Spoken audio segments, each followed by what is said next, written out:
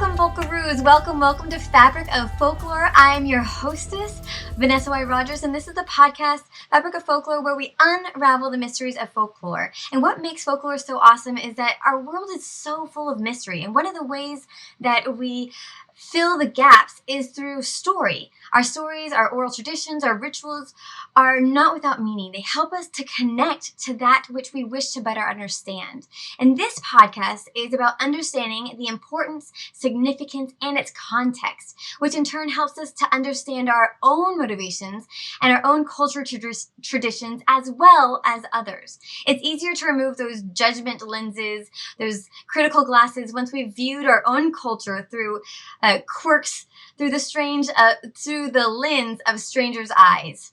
So if that sounds like a podcast that you are interested in listening to, please hit that subscribe button, whether that's on your YouTube channel or if you're listening on a podcasting streaming. Make sure you subscribe today so you are able to get notifications for when our podcasts come out every Tuesday at morning or afternoon, depending on where you are in the world. So today we have a fantastic guest. Francis Young is a UK-based historian and folklorist specializing in the history of religion and belief. He is the author, editor, or co-editor of 20 books which deal with subjects as diverse as early modern Catholicism, the history of exorcism, medieval monasticism. Is that how you say that word? Monasticism. Monasticism. Okay. Folklore, the cult of saints, the history of magic and witchcraft, and Baltic paganism. He is also a professional indexer and a translator specializing in medieval and early modern Latin. So welcome, Francis. Thanks so much for joining us today. Thank you so much for inviting me. And I really like to get started helping our guests to understand the context of helping our audience to understand the context of our guests. So can you give us a little bit of your journey into how you fell into this folkloric journey or historian journey even? Yeah, well, my PhD was in more conventional areas, I suppose, of the history of religion. Okay. But it deviated off into looking at supernatural belief. And I came to realize that I'm interested really in belief in general. I can't restrict what I'm interested in just to what might be considered religious history or church history. And I'm particularly interested, what really draws me are beliefs that other people tend to consider to be outdated or obscure or absurd or superstitious or things that are a bit out there and tend to be rejected as part of an older belief system. And so, whereas I started really by looking at Catholicism in England after the Reformation, I've expanded out to look at other faiths which kind of continued under the surface of other societies. And so hence my interest in paganism in the Baltic area, for example. And why do you think that drew your interest? Well, I have a long-standing connection with Lithuania in particular. I spent quite a bit of time there when I was a student and had lots of Lithuanian friends and learnt some of the Lithuanian language. Not as much as I should have liked. It's a region which I already had a connection with. And so as I kind of became drawn into looking at these questions of what remains of paganism in that sort of early modern period, then really I was drawn to that region. And because it's well known, you know, if you speak to Lithuanian people, they will often say to you, my country was the last in Europe to be converted to Christianity. It was the last pagan nation. And so it's very much a part of that heritage. But I think it is true too of Latvia and Estonia, the other Baltic nations. And so let's go back real quick. Why were you in Lithuania as a student? Well, I was really interested in Lithuania. I had contacts that I made of people that I'd met in the UK who said, "Well, come back to Lithuania, come and see what it's like." And so I ended up doing that. Oh. And so really, Mm. yes, it sort of all happened by accident. But what it did was it established a kind of connection with that country. Mhm. Yeah, that makes sense. And I noticed that in your books that you've written, there's quite a large diversity of topics that you look at. Is there like a common core, or is there kind of like how you learn about something and then it piques your interest in something else, or how does that diversity of topics um, fall? Yes, there is a common thread, and I think that it is very much as you say. It's kind of, I write about one thing, and that stimulates me then to get interested in something else and write about that. And yeah, I think the common thread is an interest in supernatural belief, and particularly in Hmm. supernatural beliefs that are rejected or considered strange. Hmm. So this is what draws me to, for example, exorcism, belief in magic, belief in witchcraft, belief in fairies, these things which there's a long history of people and scholars scoffing at these things rather than actually studying them, and so that's what interests me. But also, also paganism, because again, that's something which there's a long history of that being treated as an anomaly. People say, paganism survived in the Baltic for longer than elsewhere in Europe. Therefore, it's treated as this kind of relic that lingered on. It's not kind of given any agency. It's not considered to be something Hmm. which had any value in itself. It only has value insofar as, Christianity is then allowed to replace it. So, yeah, I wanted to sort of give a voice to Mm. believers who might not otherwise have any kind of voice. And can you recall reading a topic and saying, "Oh, that's really strange." Like one of the very first things that really piqued your interest in when you were doing your, you know, research. What was one of the very first things that you were like, "Oh, wow, that's strange. I want to learn more about that." I think, yeah, what really drew me back to putting my attention back on Lithuania, when I was originally in Lithuania, I wasn't particularly focused or interested in paganism. I wasn't particularly interested in ancient Lithuanian history. But what really drew my focus back to it was I was asked to write a piece a few years ago about this question, which is often discussed among academics in the UK, about pagan survivals. To what extent can we say that in the Middle Ages there were elements of paganism that were surviving into people's ordinary lives? And what I noticed was that nearly everything that had been written about this was focused on the UK or focused on Ireland, or Mhm. possibly it might go as far afield as France. And this sort of made me a bit cross because I thought, well, actually, that you do realize that there were people who consciously identified as pagan in medieval Europe. They just weren't in the places that you want to read about. So they were people in Mm. Eastern Europe. And so that sort of made me think, well, actually, am I in a position here to increased knowledge of this region because I had been there, because I had this connection there, because I knew some of the language. And so I thought, well, maybe this is something that I should turn to, and that I should, try and increase knowledge about this Mhm. region. And that was what really produced that book eventually, that came out last year, Pagans in the Early Modern Baltic, which is an attempt to translate some of the key sources from the sort of 15th and 16th centuries and make these available for the first time to an English speaking audience. Mm. And how far did paganism stretch? Well, it depends what period you're talking about. I mean, if we're talking about Eastern Europe generally, there are early Mhm. adopters of Christianity.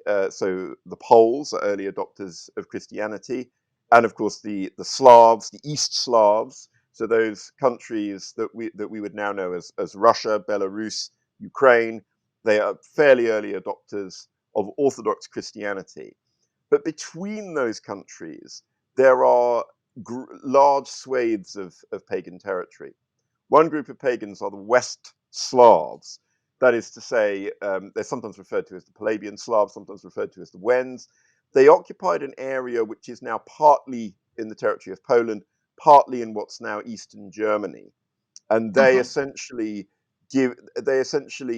become the subject of a crusade, and as a result of that, Germans take over their lands, and cities such as Leipzig spring up, and take over those people. But then you've got people like the Prussians. So the Balts, that is to say, people who are ethnically Baltic, they are the Prussians who live in an area which is now the Russian exclave of Kaliningrad, what used to be the old German kingdom of Prussia, but was originally a Baltic kingdom.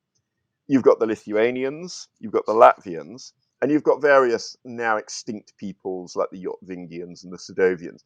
And all these people are pagan until a fairly late date, certainly into the 13th century. And then you've got a Finnic people, the Estonians. The Estonians are a Finnic people because they're related to the Finns. They don't speak a Baltic language. We talk today about Estonia as a Baltic state, but that's a geographical designation. It's not actually an ethnic or linguistic designation. But all these countries are pagan to a late date. However, various crusading orders take over what's now Kaliningrad, so that Prussian area. They take over what's now Latvia and Estonia, which is then called Livonia. And the one country that holds out, the one country that refuses to adopt Christianity consistently, is Lithuania. So Lithuania at this point is an absolutely massive country, much, much bigger than it is today.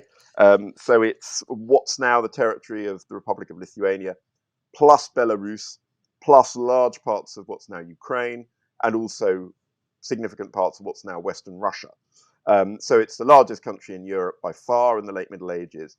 And it is officially pagan, although a lot of the population are also Orthodox Christians. But the Grand Dukes of Lithuania are officially pagan, and they remain so until the late 14th century. So it is true to say that it's the last state in Europe to be converted to Christianity. And how did that conversion happen? How did it occur? That's a really good question. And it is a fascinating example of conversion because most conversions in this region take place as a result of military force. This one doesn't. And it's in fact a power play, a political power play by one of the Grand Dukes of Lithuania called Jogaila. That's his Lithuanian name, although he's better known to history as Władysław II Jagiełło, his Polish name.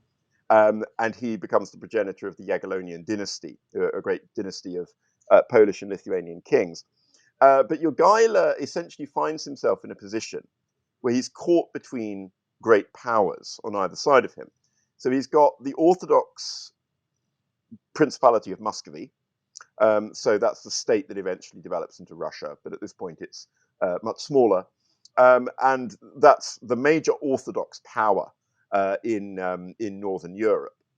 He's got the Kingdom of Poland, which is Catholic, and he's got the Teutonic Knights, who are a monastic military order who are also Catholic, but hate the Poles and the Poles hate them back. So there's sort of two flavors of Catholicism.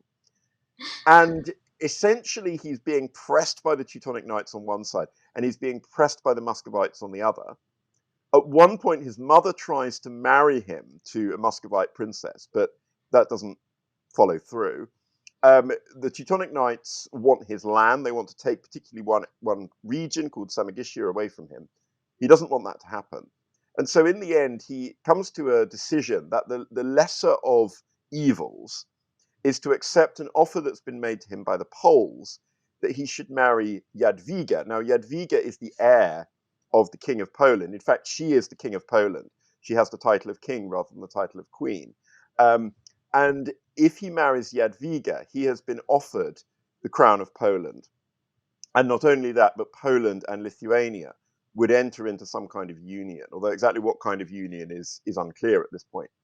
And so he accepts this. And of course, this means that he has to get baptized, and he also has to promise that he will baptize his own nation, which he does within about 2 years. So priests are sent to Vilnius, and the Lithuanians who are there are baptized in great cohorts. So they're gathered together in a kind of square formation, and a priest will go around with a thing called an aspergillium, which is like a holy water shaker, and will shake holy water all over all these people, and they're all baptized with the same name, each person in these square formations. So it's the most kind of surface conversion you could possibly imagine. And as you can imagine, the Lithuanians don't really, as a result of that, adopt Christianity. And in fact, it's not until the late 18th century that we have real signs of Catholicism becoming something that the Lithuanians have truly internalized and have truly identify with Catholicism. Up to that point, there's lots of evidence of Lithuanians continuing to worship sacred trees, to worship sacred snakes, and so forth. So, yeah, paganism dies very, very hard in Lithuania. So that's about 400 years, is that correct? From when they got converted to when they actually start to believe it internally? Yeah, so 1387 is the official date of the conversion. Mm-hmm. 1413 for Samogitiya. So Samogitiya is even later. But yes, I mean, if you're talking about, when we start to see real kind of force to kind of Lithuanian Catholic piety as something which is internalized, sort of mid to late 18th century. So yes, it is about 400 years that it takes. Having said that, urban areas become Christianized much earlier on, but it is these remote rural areas where people still speak Lithuanian that take a very long time to be Christianized, partly because there aren't that many priests who can speak Lithuanian. There aren't many missionaries who can speak Lithuanian. And these places are pretty hard to get to. Mm-hmm. And do you still see remnants of pagan rituals or traditions today, or are they pretty much gone? I think it's difficult to say, excuse me, it's difficult to say what can really be considered a remnant of pagan ritual. There are many Lithuanian customs that continue today that have pagan origins. They have been Christianized in various ways. One good example would be, you've got a festival which is called Velinis or Ildes.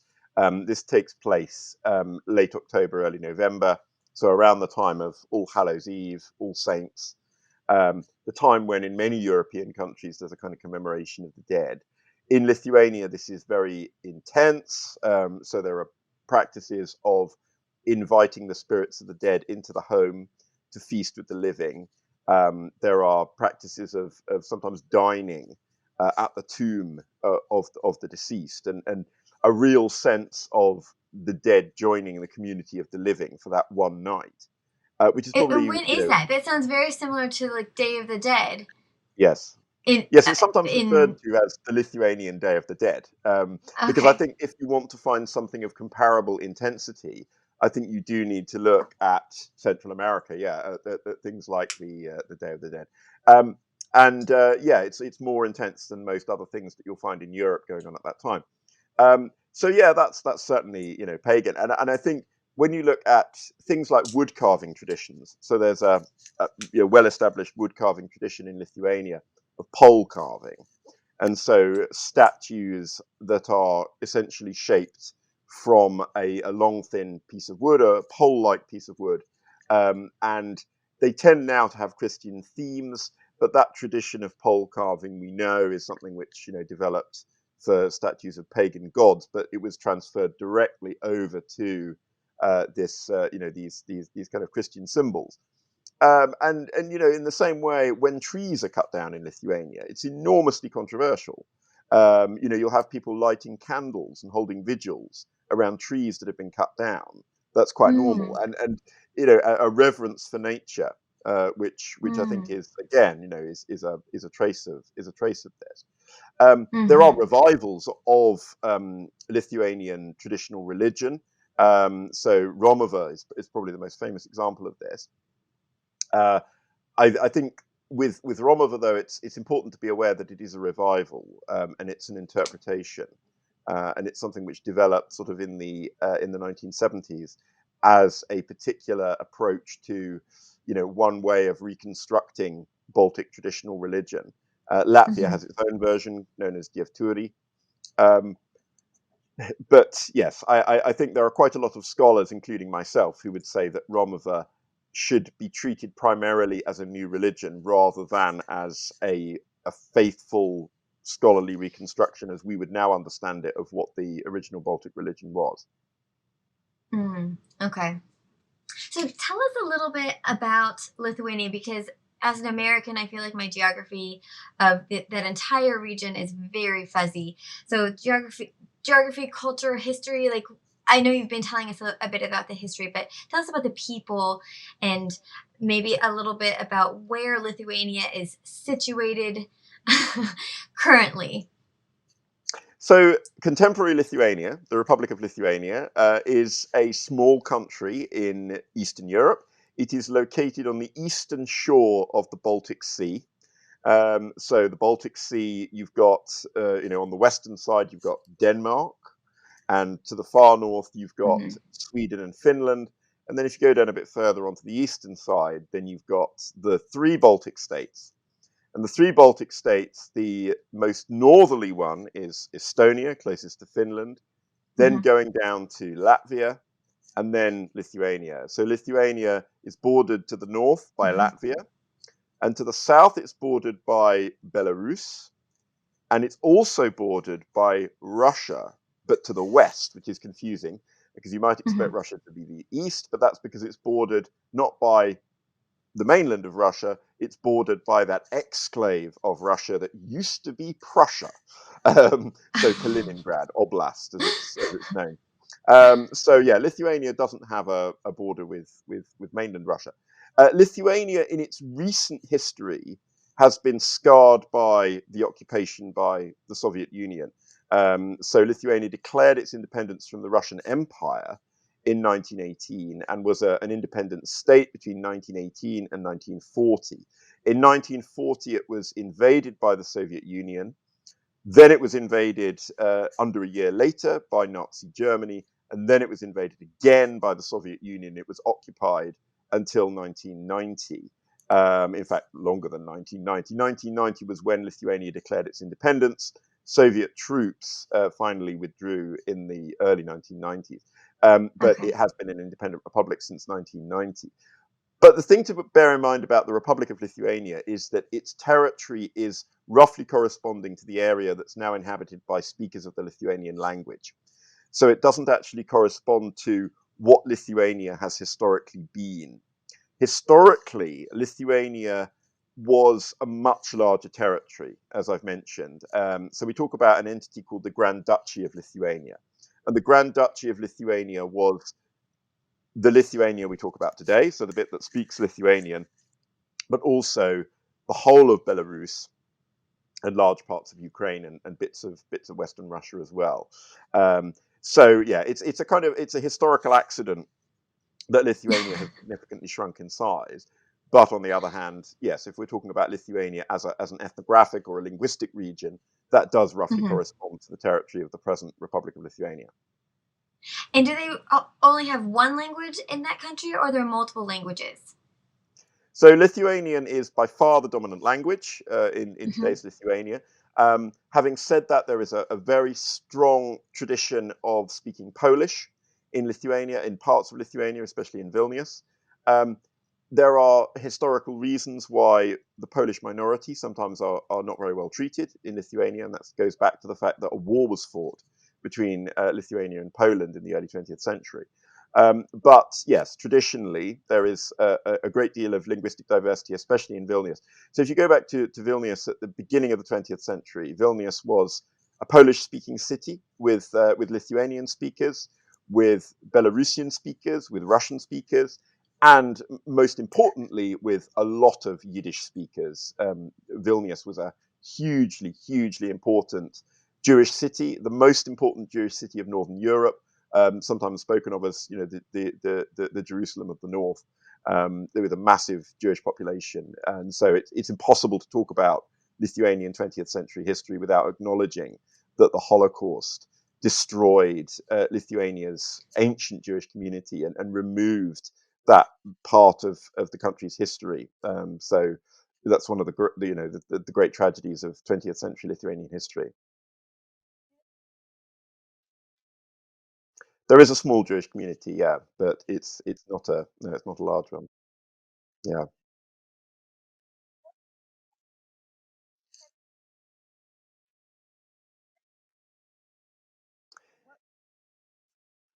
Well, there's only two Baltic countries in the world. That is to say, countries that are ethnically and linguistically Baltic, and that's Lithuania and Latvia. The Lithuanian and Latvian languages are quite closely related. They share a lot of vocabulary, a lot of similarities. And the Baltic languages are very popular among linguists. And the reason for that is that they are notoriously archaic. They belong to the Indo-European language group, and they preserve features of Indo-European, which a lot of linguists say can be linked back to what's known as Proto-Indo-European. So Proto-Indo-European is the hypothesized language that all of the ancestors of Indo-European languages that are spoken today. So everything from from the west of Ireland all the way through to India and Iran, and the steppes of Central Asia where Indo-European languages are spoken. They trace their origins back to steppe people who probably lived in what's now Ukraine. And so one of the first places that those steppe people might have come to is Lithuania. And it's what seems to have happened is that the people in Lithuania, the Indo-European speakers, kept their language very much intact. So yes, it has changed, but it's changed a lot less than other languages. And so there's a long tradition of linguists studying Lithuanian, even though Lithuanian only has about 3 million speakers. It's a pretty small language, globally speaking. But it's a hugely important language, and very, very well known among linguists. And there's a lot of discussion about whether, if Lithuanian preserved this language intact from a very, very early period, this very conservative, very obscure and archaic language, could it be that Lithuania also preserved beliefs, folklore, mythology that can be traced back to this Indo-European original culture? And that's a more controversial question.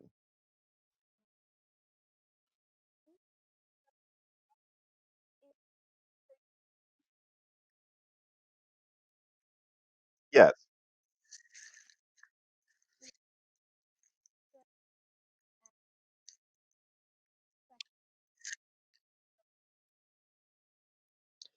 Well, Indo-European is the supergroup, if you like, that many European languages belong to. In fact, all European languages, apart from Hungarian and Finnish, and Basque.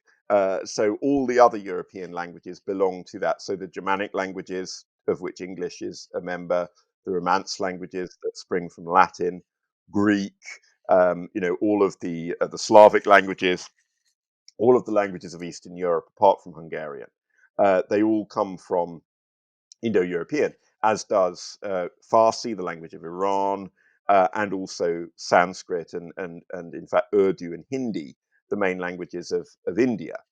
So it's a hugely important language group. And if we can therefore use Lithuanian to try and reconstruct what the original version of that language might have looked like, that makes Lithuanian very important. So that's been going on for about almost 200 years now. These attempts to kind of reconstruct the original Indo-European language based on Lithuanian.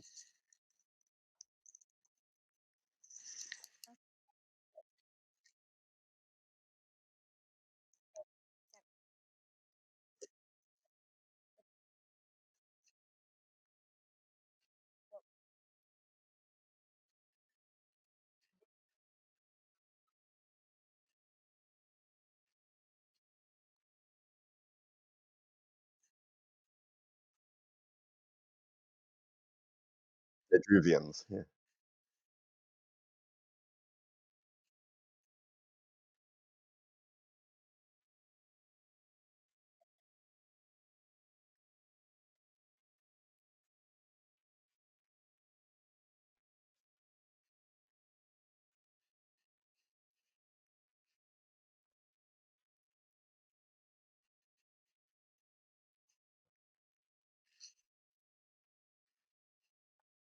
I think it's mainly a matter of geography, because what tended to happen during the Middle Ages is that the enemies of the Lithuanians, so the Teutonic Knights, for example, they would have a summer campaign and they would come down the river Nemunas, which is an enormous river that runs down the middle of Lithuania, and they would, seize territory.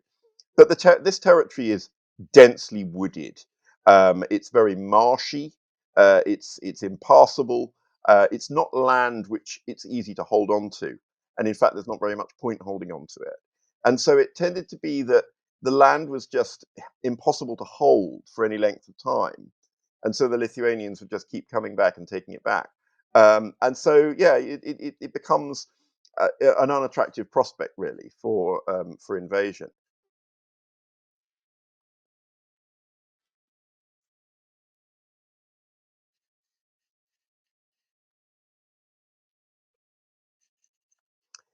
Yes, well, Lithuania's most fairy-like creatures, I suppose, the ones that could be compared to the fairies of Northern Europe and Northwestern Europe.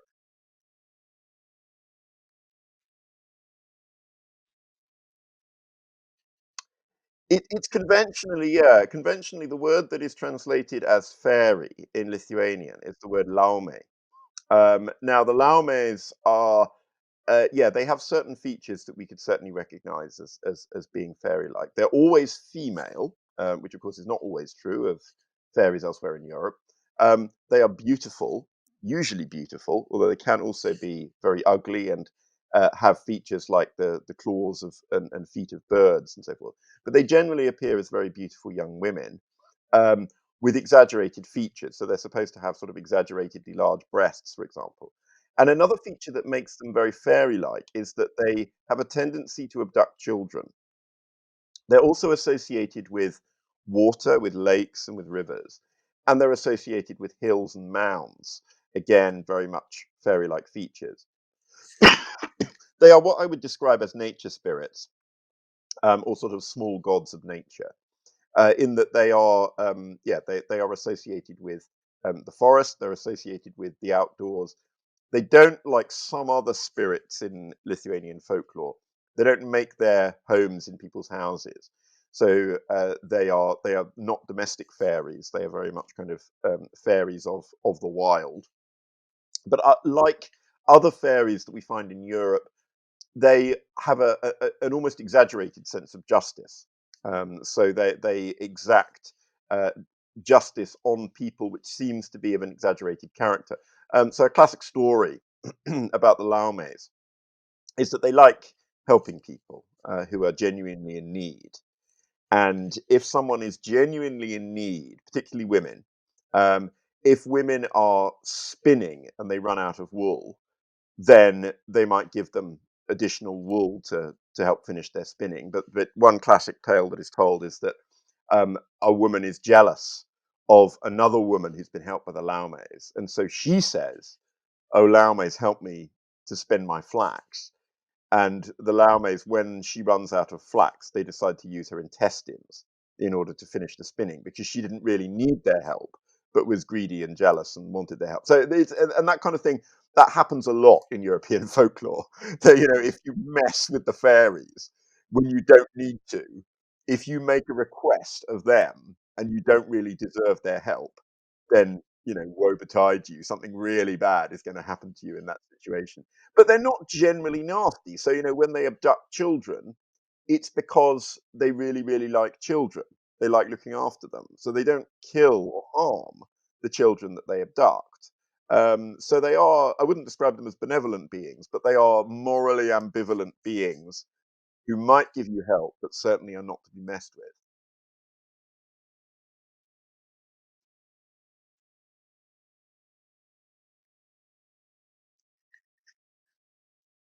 No, there doesn't seem to be the changeling tradition. So no, there isn't.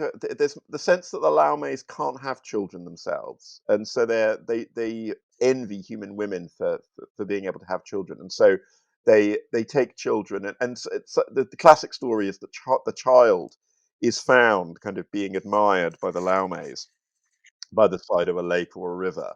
Um, and eventually the Laumes can be persuaded to return the child. But no, there isn't that sort of um, ugly changeling tradition because the Laumes generally aren't ugly beings. So no, it's not quite the same as the changeling tradition that you find in Ireland, for example.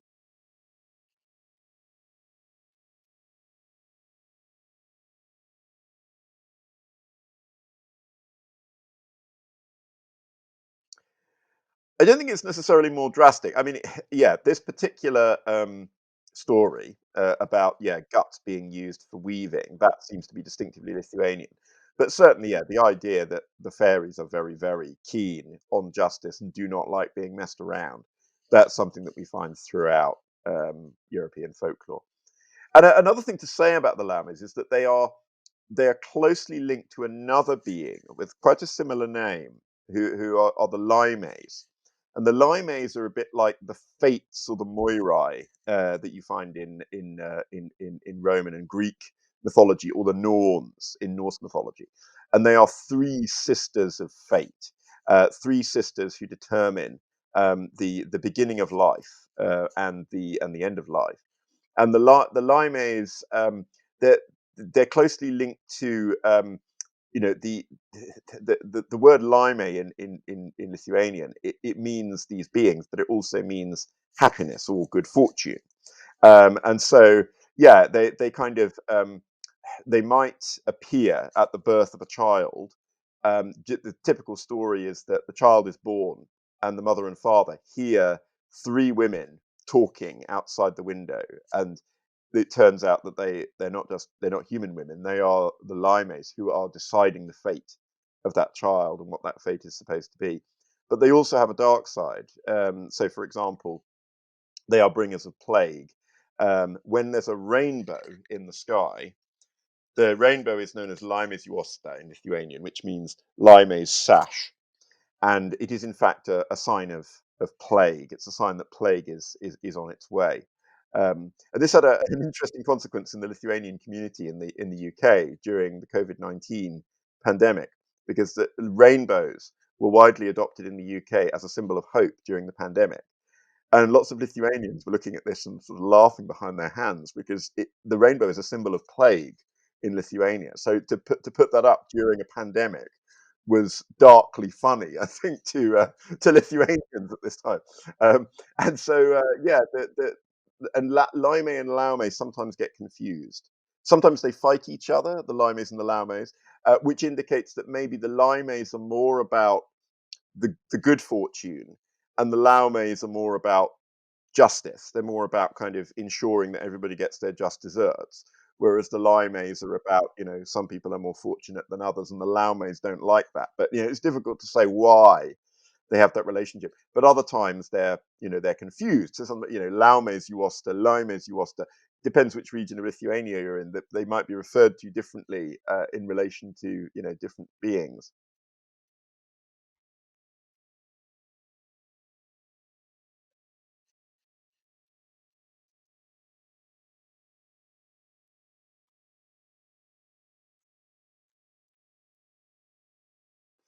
Yes, so in the earliest references that we find to the Limes, we actually have a reference to a singular goddess, Laima. And in Latvia, that's a tradition that's preserved. So the idea that Laima is a singular goddess, a goddess of fate, and it may well be that that was the original tradition. So some scholars have said that the sort of triplication that you find in Lima or Lime is a result of classical influence, or the influence of kind of learned Christian preachers who said, "Oh, your goddess of fate, Lima, she's like the Fates, she's like the Moirai." And then you have Lithuanians projecting onto that a later tradition of three sisters, because it's interesting that we don't find the tradition of the three sisters in Latvia, but we do in Lithuania. And you would expect that the mythology of those two countries would be cognate, that it would be very, very closely related, because they are culturally, ethnically, linguistically, very, very closely intertwined. No. So it may well be that it was originally one goddess.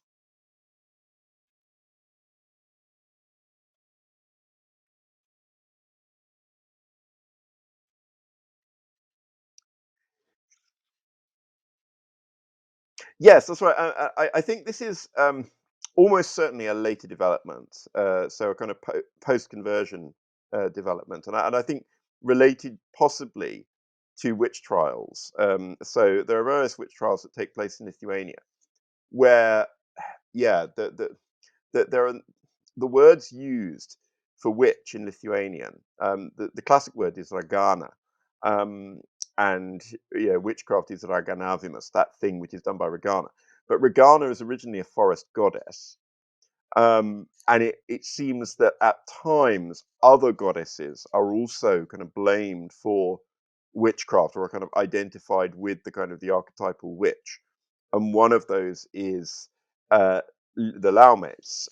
So occasionally we do find this idea of the Laume as a kind of monstrous witch, but a non-human witch. The comparison I would make is with Baba Yaga in Slavic mythology, in that Baba Yaga is a kind of hag, a non-human witch, a monstrous witch.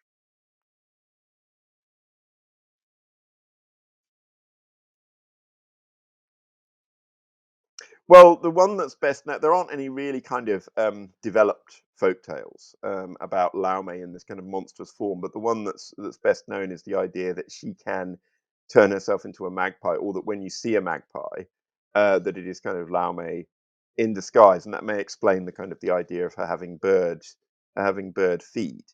But yeah, you do find these kind of debased versions of legends in which she's this kind of monstrous child stealer, but they're quite few and far between. And I think that it's quite clear this is not the original tradition.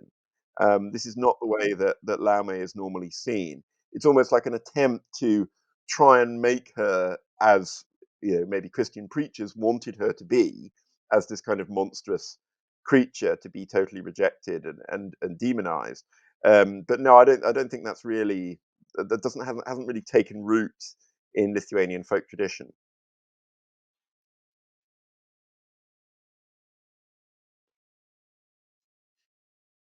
I think these days, no. I think, yeah, in by the 19th century, I think these kind of things have become emptied of any kind of threat that they might have originally had. So yeah, now it's more the sense that the magpie might be treated with reverence because it could be, it could be one of these supernatural beings in disguise. A bit like you find in Ireland, the sense that whenever you see a hare, you should treat it with respect, because it could be a witch who's transformed herself into hare form, or it could be a fairy who's transformed herself into hare form. So it's a similar kind of thing in Lithuania. Yes.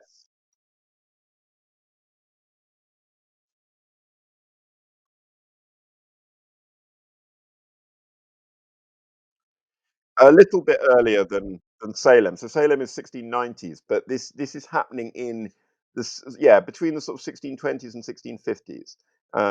So this is, yeah, there is a statute in Lithuania which prosecutes witchcraft. And yeah, there are a number of witchcraft. No, there's nothing quite as intense as what you see in Germany. There aren't thousands of people who are put to death for witchcraft, but there is attention, directed towards people who are accused of witchcraft, and occasionally you will get folk beliefs that are mentioned as part of this. But in Lithuania, it's not as intense as it was in Latvia or Estonia, because in Latvia and Estonia, these areas are essentially under colonial control. So in Latvia and Estonia, which is then known as Livonia, you've got an aristocracy who are German or Swedish speaking. And those German and Swedish speaking aristocrats have peasants and serfs on their estates who speak Latvian and Estonian, and often are, very rudimentary in their understanding of Christianity and their commitment to Christianity. And so, yeah, witchcraft accusations are very much used as a kind of a way to get those people into the church, and weaponized against those people. But the thing about Lithuania is it's not under colonial control. Your your landowners, they spoke Polish, but most of them trace their ancestry and their descent to ancient Lithuanian families. So when they encounter local people believing old-fashioned things, they generally will just say, "Oh, well, they're just old Lithuanians. They're just the old believers. They're just a bit backward.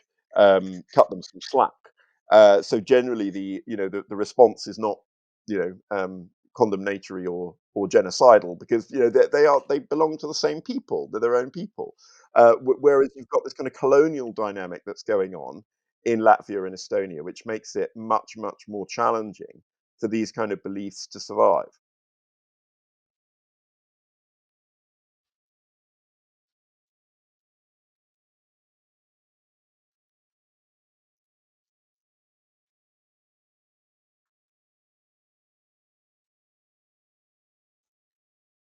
Yeah,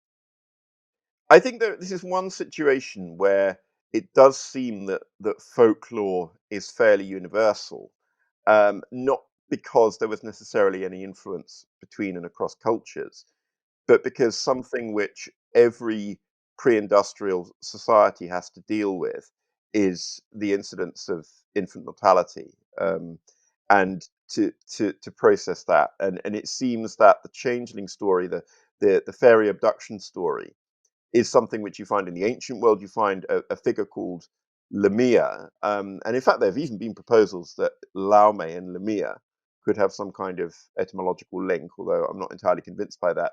But Lemia is this kind of child-stealing demon that exists in the ancient world.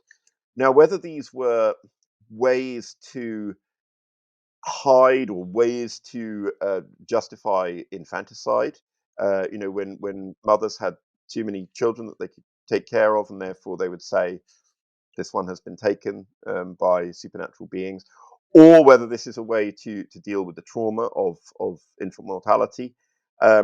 We don't really know. Perhaps a bit of both.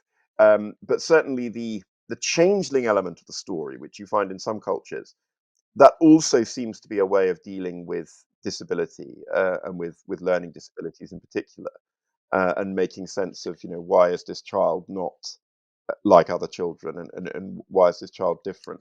But that's something that doesn't seem to exist in Lithuania, interestingly enough. So that's not culturally universal. Um, but yeah, it does seem to be something that is, found pretty much Europe wide.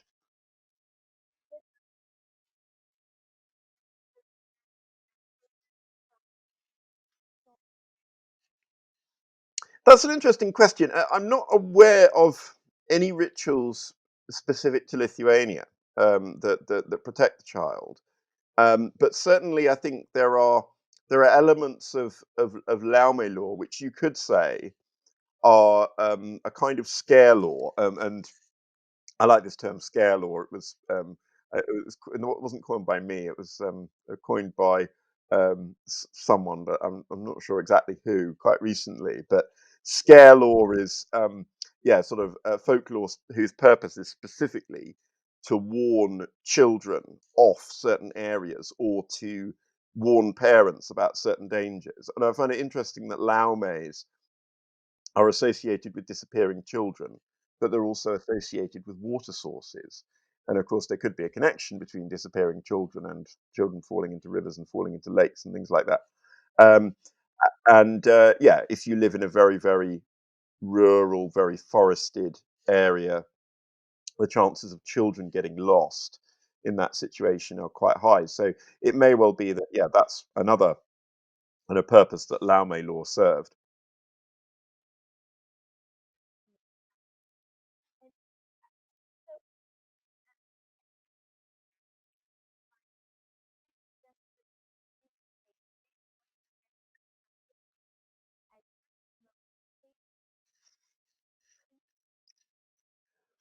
Yeah, th- there's a lot of Lithuanian folklore is quite fatalistic. So the idea that you should accept your lot, and the likelihood is that at some point in your life you're going to experience misery, and even to the point of, a view that death is sometimes preferable to life. Um, a kind of an acceptance that terrible things are probably going to happen, and I think, this is informed by Lithuanian history where terrible things have happened.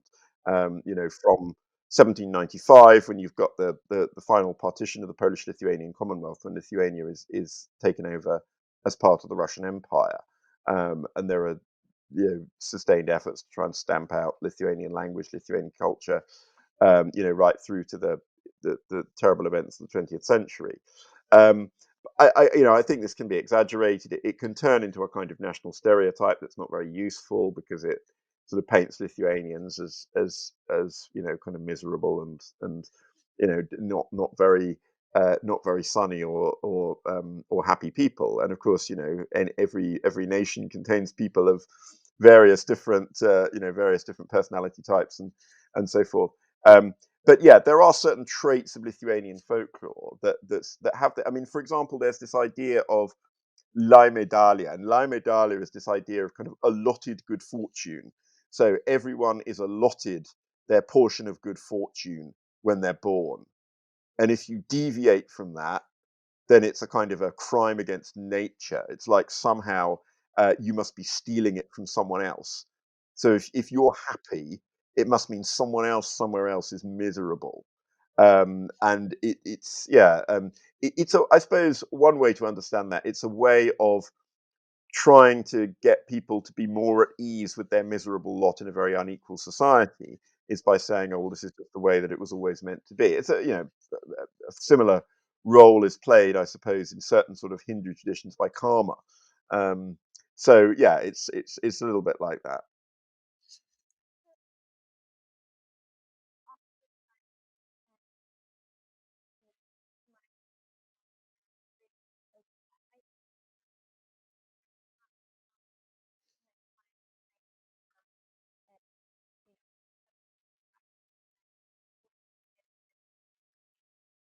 No, it's not really like I would describe Lithuania as a very hospitable country. So they have a strong culture of hospitality. Um, sorry. Um, but at the same time, I think yeah, the sort of yeah, I think that some of the more kind of shallow expressions of yeah, kind of overt happiness are not well received in Lithuania. And much as they are not well received in the southern part of the UK as well. People tend not to smile at people in the street and things like that. So yeah, it's yeah, it's there are yeah, there are certain cultural norms there.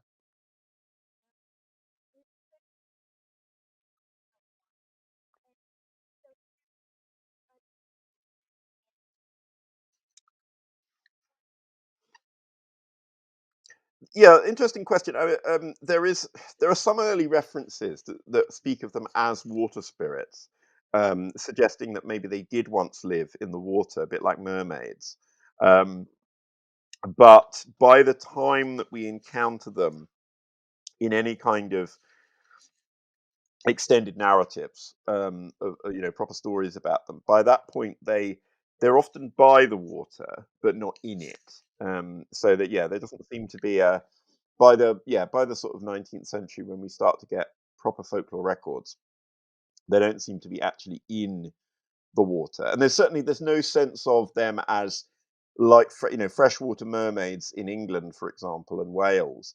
Have this penchant for kind of drawing people and luring them into the water, and sometimes luring them to their deaths and things like that. That doesn't seem to be the case at all with the Laumes, even though they are, proverbially beautiful.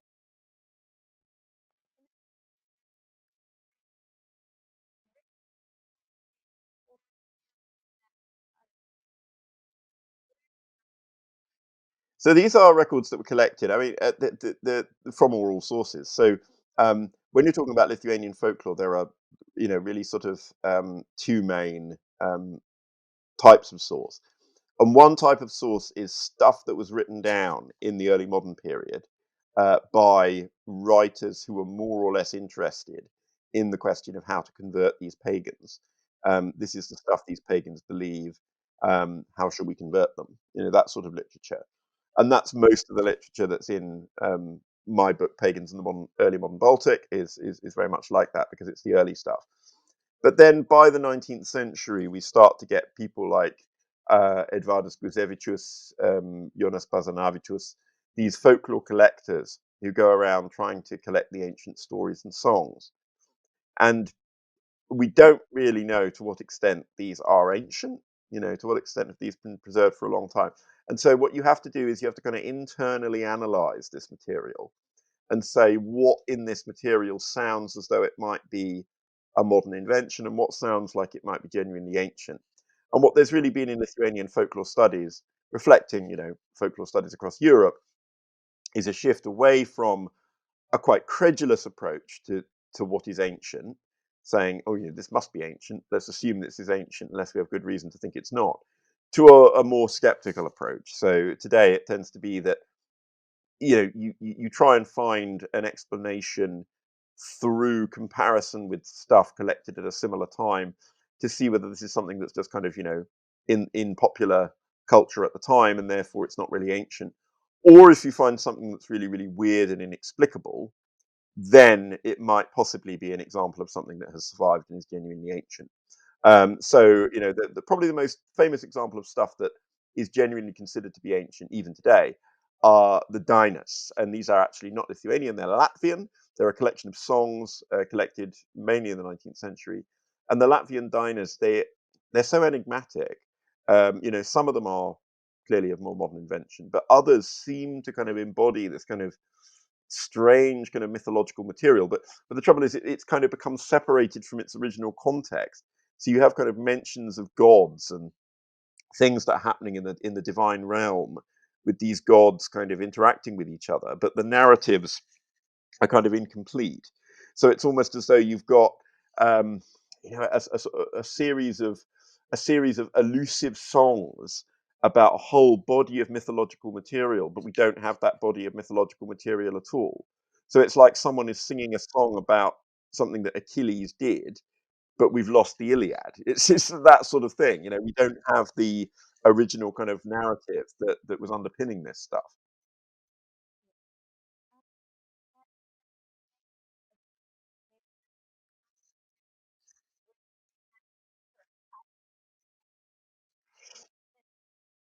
Yeah, I wish that were the case. I wish it were the case. Yeah, but I think the problem that we have with most Northern European mythology, I mean, there are exceptions like the Eddas, the Norse Eddas, which are these massive kind of narrative material.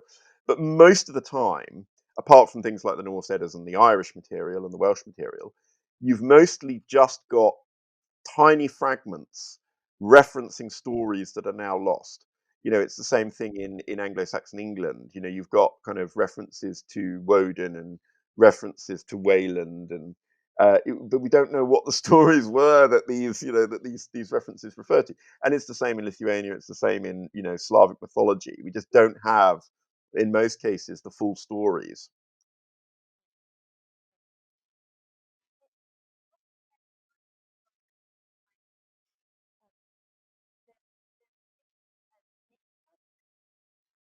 Yeah, well, the thing that comes back again and again in early modern accounts of Lithuanian religion is that there are three things the Lithuanians hold most sacred, and those things are fire, trees, and snakes.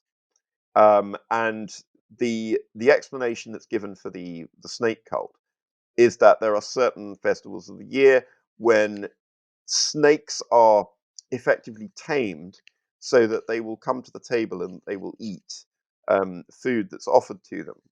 And this in itself is a kind of divinatory rite, because if the snakes like your food and eat it, then things are going to go well for you. And if they don't, if they refuse to eat your food and slither off again back into the forest, things are going to go badly for you. Now, there are also myths that are connected to the snakes. The most famous one is the story Egle, Queen of Serpents, which is about a kind of serpent, a serpent kingdom that's under a lake, where a girl called Egle goes to marry the king of serpents. Now, it's unclear to what extent that myth is really genuinely ancient, but it does seem to be the case that Lithuanians worshipped snakes, or at least that they venerated snakes. Now, that makes sense because lots of evidence within Indo-European tradition of sacred snakes, because snakes are a universal symbol across many cultures of new life, because they can change their skins.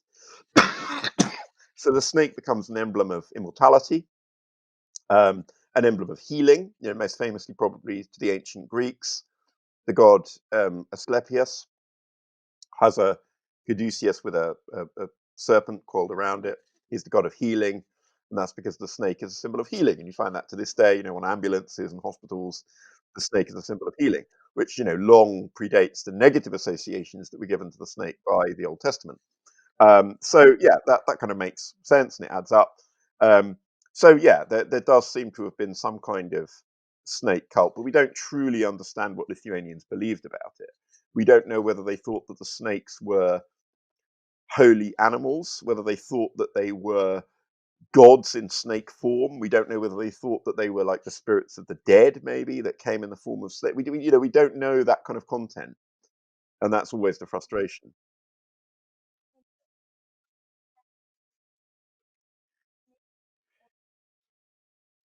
I mean, that's something which Christianity kind of stamped out because I think when it came to snakes, Christianity comes into conflict with with these older Indo-European traditions to such an extent that the culturally the snake is to be rejected and is considered this symbol of evil.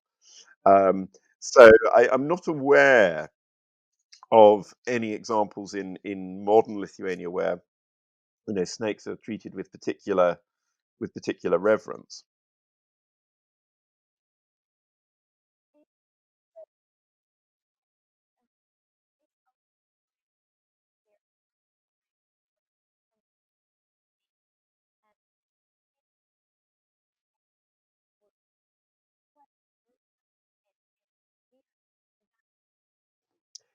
Yeah, so yeah, you'll find a kind of a fair share of scary stories in Lithuanian folklore. I mean, there are kind of um, evil beings who you're supposed to be wary of, or perhaps not beings who are kind of universally and totally evil. They're quite rare actually. There's a figure called Velnias. Velnias is the sort of the straightforward Lithuanian translation is devil, but that doesn't really do justice to who Valnius is. He's not really the devil. He comes to stand in for the Christian devil because he's the closest that Lithuania's got to the Christian devil. But he's more of a trickster god. But he's also a kind of a psychopomp. He's a kind of shepherd of the souls of the dead, and he can be benevolent. He can stand up for the persecuted as well as being somebody who can really kind of cause trouble for you. So yeah, he's a sort of dark figure, but not an entirely negative figure. And similarly, there's you've got a figure called Etvaras, and Etvaras is a kind of domestic spirit, a little bit like the cockatrice because he hatches from a hen's egg, but is a kind of fire spirit who can be very helpful around the home. But if you reject him or try to get rid of him, then he can cause you real problems and sort of cause illnesses and cause your house to burn down and things like that. So yeah, again, sort of there's a price to be paid, and I think this is something that we find a lot in across European folklore. Yes, you can make kind of deals with these spirits and you can gain things from them, but there's a price to be paid. So it's like, there's a flip side to every coin. And I think it's quite rare in folklore, in folklore proper, kind of, things that genuinely do come from the rural folk to find the concept of absolute evil, because absolute evil is really a theological concept. This confined to learned discussion, or kind of modern horror films. In folk culture, things tend not to be absolutely evil because that's not very narratively satisfying. How can you tell a story about someone or something which is absolutely evil, because you either have to defeat it or it defeats you. Whereas if you can tell a story about beings who have more of an ambivalence to them, then there are deals to be made, and there are agreements to be struck, and a relationship to be created. Um, so yeah, the question of evil is an interesting one in Lithuanian folklore.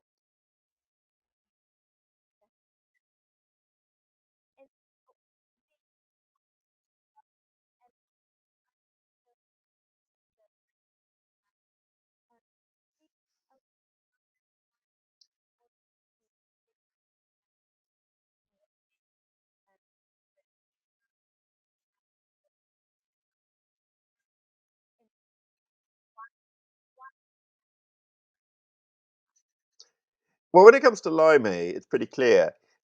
where the connection is with with the concept of Laime, of joy or good fortune.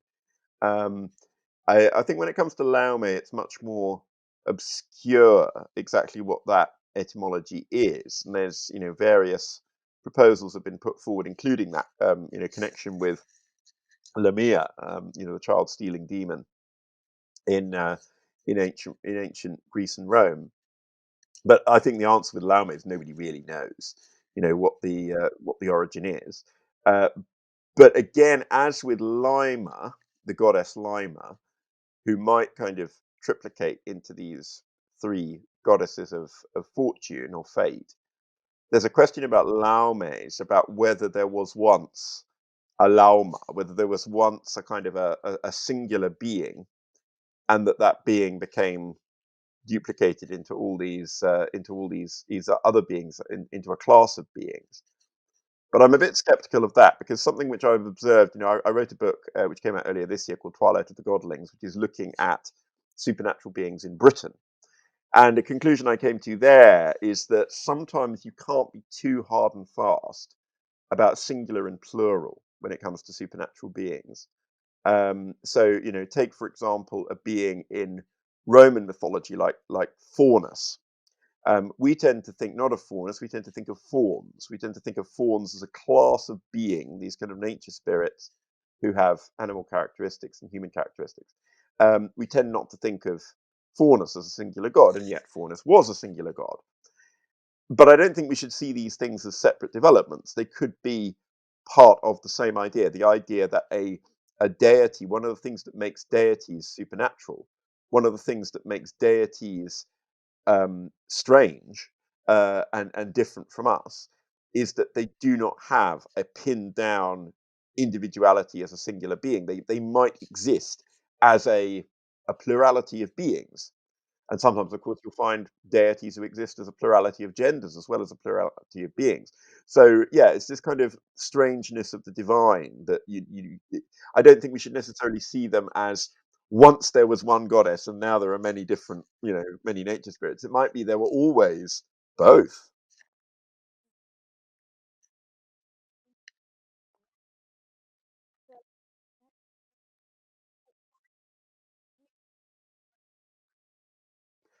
I consider it very important to introduce Lithuania and the folklore of Lithuania to the English-speaking world. There's a huge amount of work that is being done all the time on Lithuanian mythology, Lithuanian folklore, primarily by Lithuanians writing in Lithuanian, which is great.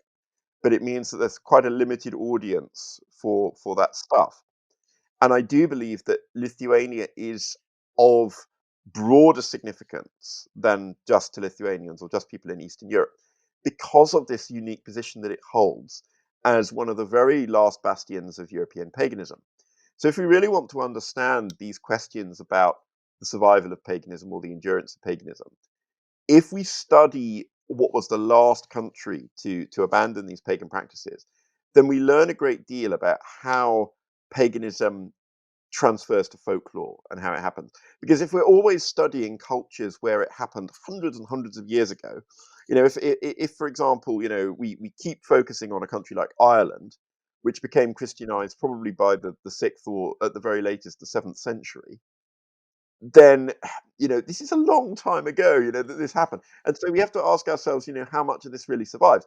But if we actually turn to look at countries where it happened much more recently, then it's almost as though we have a control against which we can then compare other countries. So that's one reason why Lithuania really matters to me. And I think that it is, yeah, it's interesting also because of its status as this kind of enclave of archaic Indo-European language, which does raise this question of has Lithuania preserved aspects of Indo-European culture that are archaic?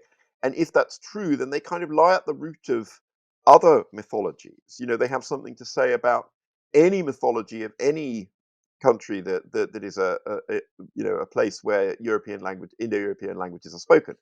Um, I'm a bit skeptical about whether that really is true, but we need to test it, and we need to know whether that really is the case. So yeah, I think that Lithuania is a very fertile field for exploration, and there are some absolutely brilliant folklorists who have studied this stuff. Trouble is that most people can't read Lithuanian, and therefore they can't access this material. So yeah, I'm a bit ploughing a lonely furrow in that regard.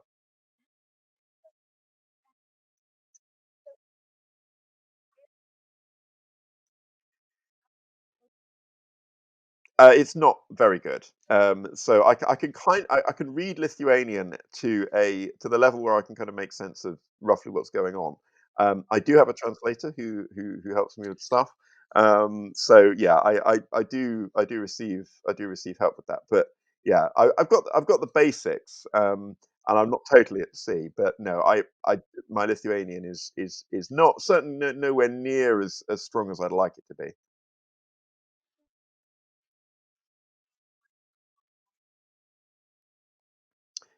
Well, I would love people to become more aware of Lithuania and its history, and yeah, to become aware of how important it was. In terms of this was a huge country that was very culturally influential and very important in the region.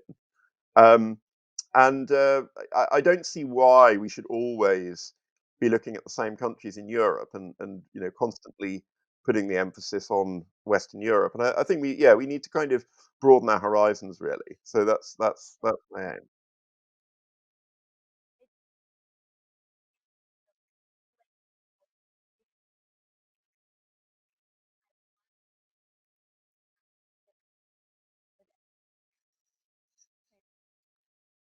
Yeah, absolutely. And there are Lithuanian scholars who are writing in English about this stuff. But again, their work doesn't tend to make much of an impact because it's published in Lithuania by Lithuanian publishers. So unless people seek it out, they're maybe not going to read this. And I think that there is a kind of ingrained prejudice as well against Eastern Europe as somehow not mattering. And I think that's something that we need to really overcome. And yeah, I think also a kind of a long tradition of there are certain countries when you're a folklorist, there are certain countries that have this privileged status for no apparent reason. But really, I suppose that the reason is that that's where folklore studies in the modern sense began. Ireland, Britain, France, Germany with the Brothers Grimm, Scandinavia. They sort of have this privileged status, and so most folklore scholarship seems to focus on those countries. But that doesn't mean that there isn't a wealth of material to be studied elsewhere. And sure, there's more work to be done on British folklore or whatever. But there's also, these kind of almost unexplored countries, unexplored territories. Why don't we, just for a change, take a look at those?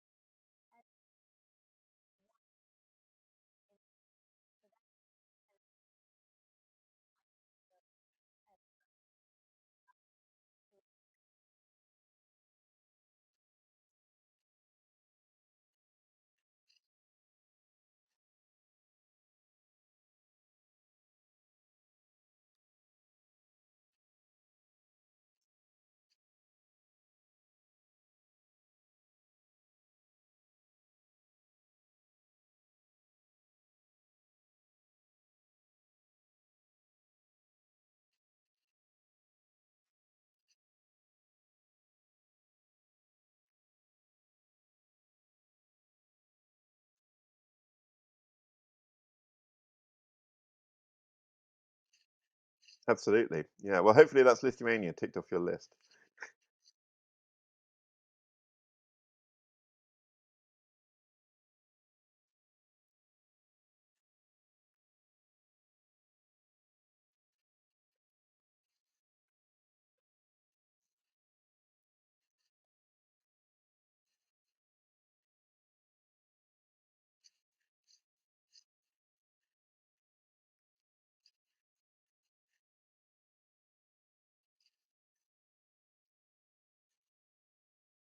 Thank you very much.